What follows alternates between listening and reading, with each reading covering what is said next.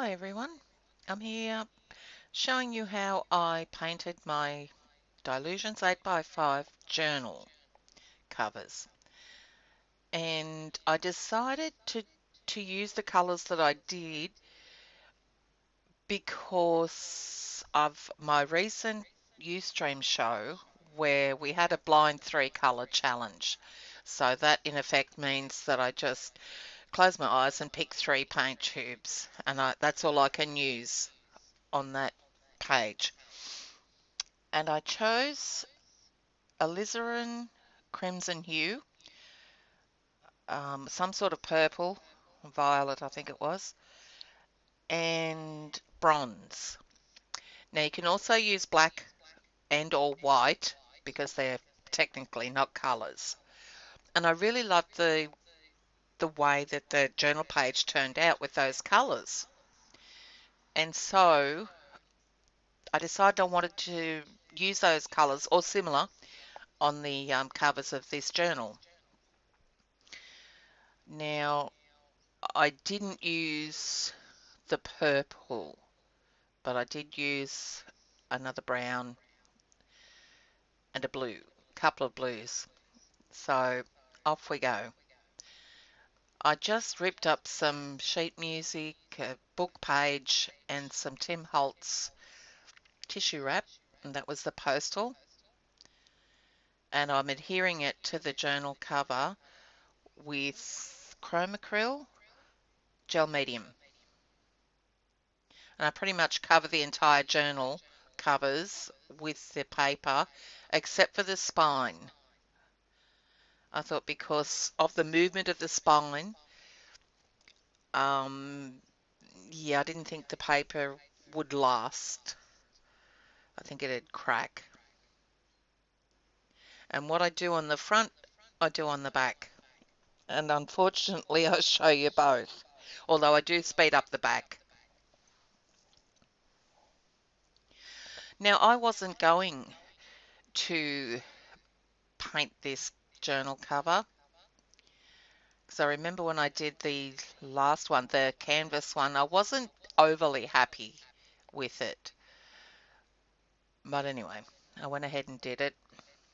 So I'm just using a watered down gesso to apply over the top of those papers because I wanted them to be seen once the page was finished, and in certain places it is. So now here's the alizarin crimson hue, and I'm not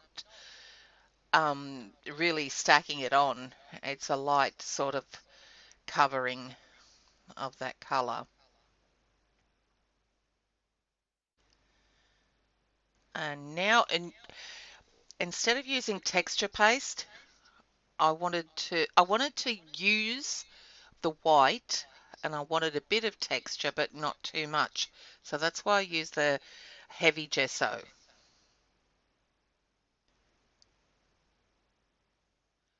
Now the white doesn't come through because I actually cover it with paint, but whatever paint I cover it with is going to be more vivid.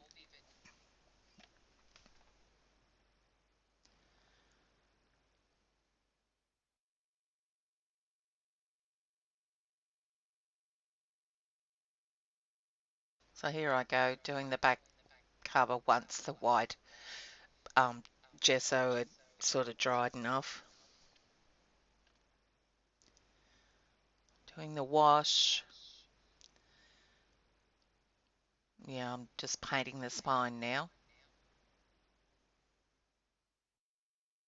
That elastic cord is a pain when you're trying to paint on the covers,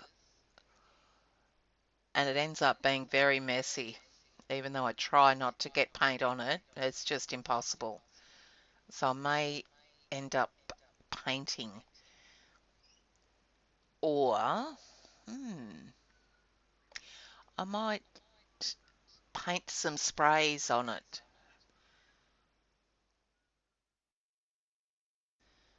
So I'm now adding some more texture by sponging on some black acrylic paint over a Dylusions letter jumble stemple, I think it is.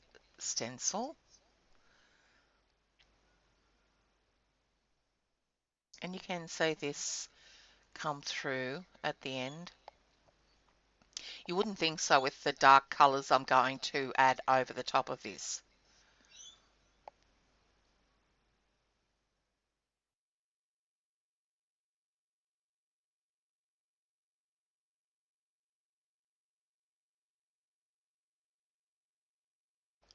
See there, I'm just using a little container so that I can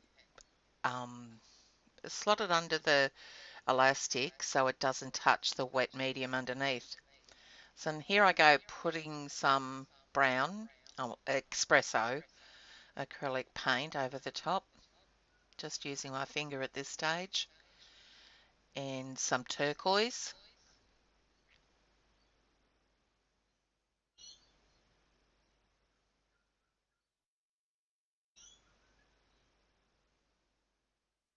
So you can see a sort of shade of purple coming through because of the red and the blue.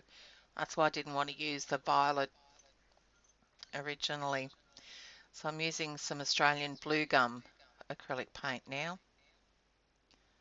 And it looks sort of messy at the moment, but I pretty much cover it all up soon. Oh, here I go with the back.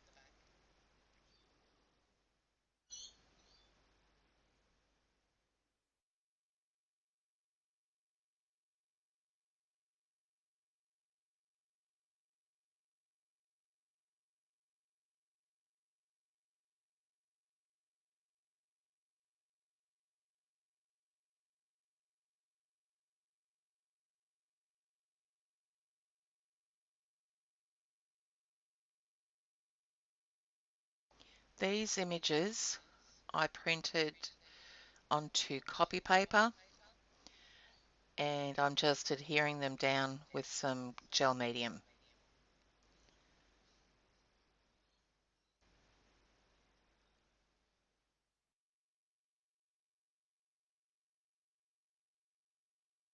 The clocks were basically because of the time.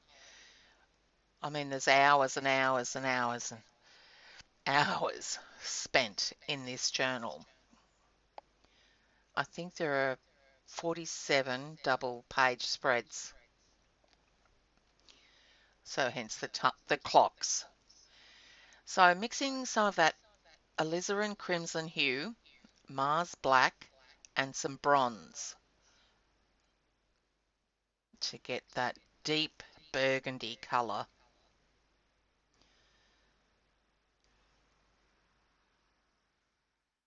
Yep, best protect the inside.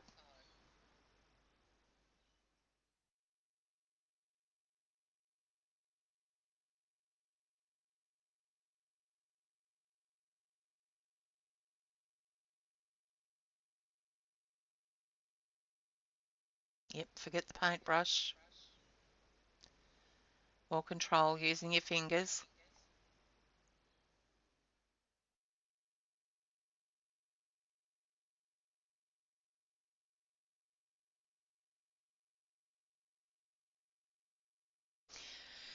Now, I I love the baby wipe technique, and usually you should let it sit and dry, almost dry completely, before taking the baby wipe and rubbing some of that off to get a distressed look. And I'm just so impatient. I get the heat gun onto it and then realise that I've gone too far and I can't get any off it.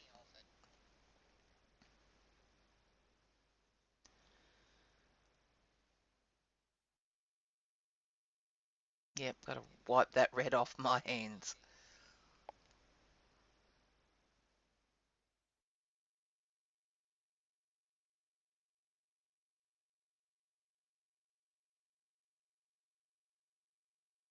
Yeah, and do the same to the back.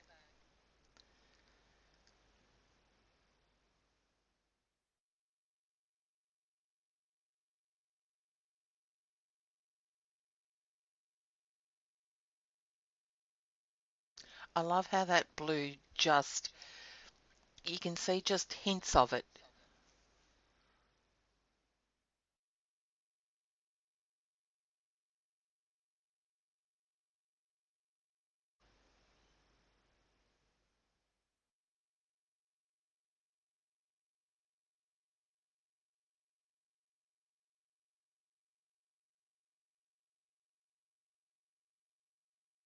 Yeah, I printed off 3 clocks and only used 2 on the front. So I added this one to the back and it was really bright, so I rubbed the paintbrush with the dark red mixture over it to tone it down a bit.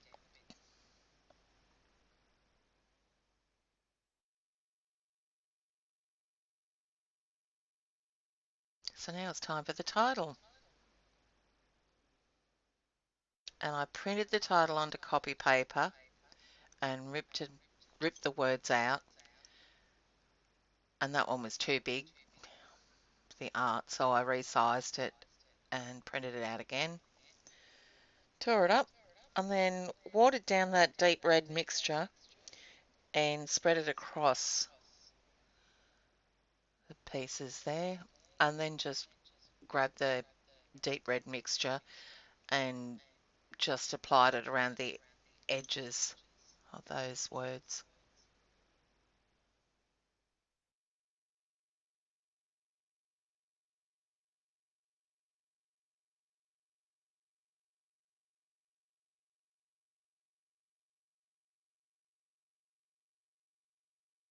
And just trying to work out the best position for them. And then I adhere them down with some gel medium.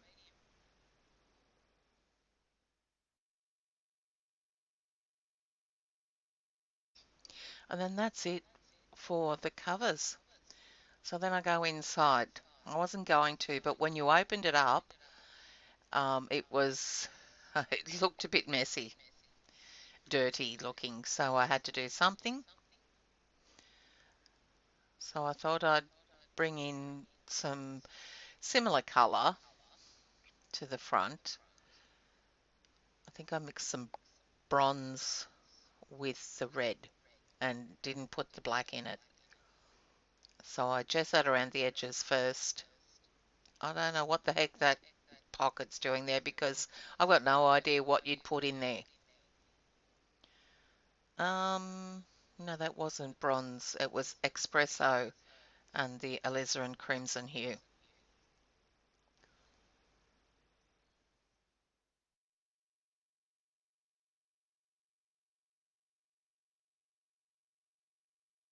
That pocket's more of a pain than anything.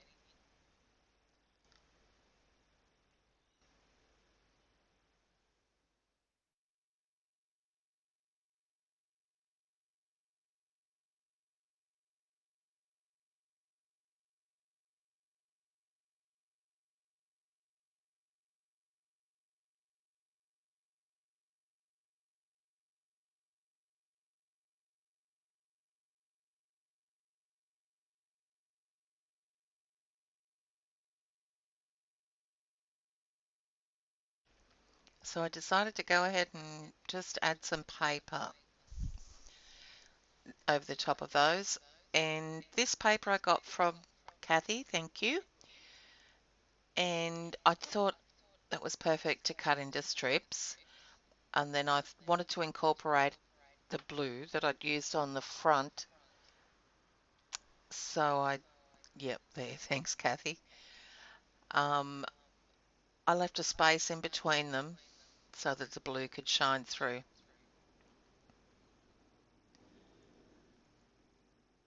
And I left that red tape on the spine there, red, didn't touch it at all. So adhering the paper down with the gel medium again,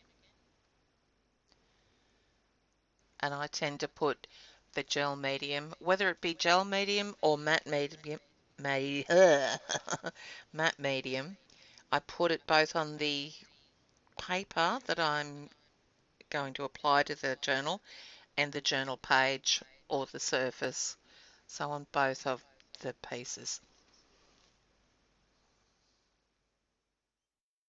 Just working out what I'm going to put on the top of the pocket. And this was a nightmare because of that circle closure.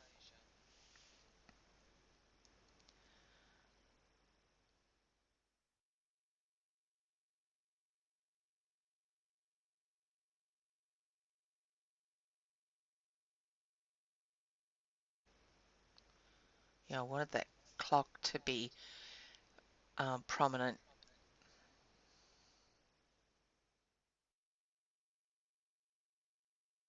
Yep, forgot about the closure button. And I go and I try and cut a circle out with my craft knife, and I give up in the end and do a slit right down the center.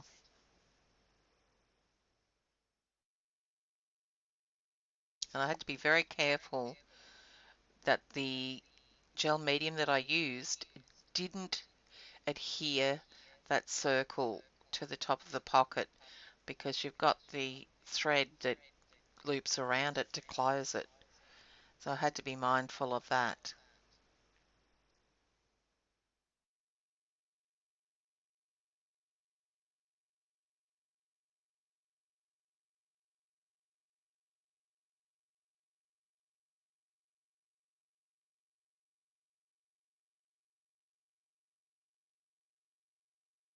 Oh, and this was a bit of an unfortunate mishap.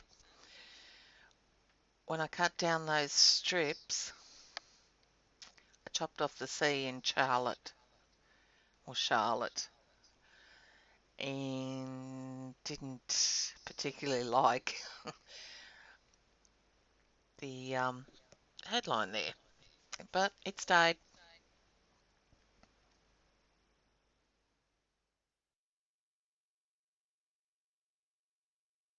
Glue all over my hands.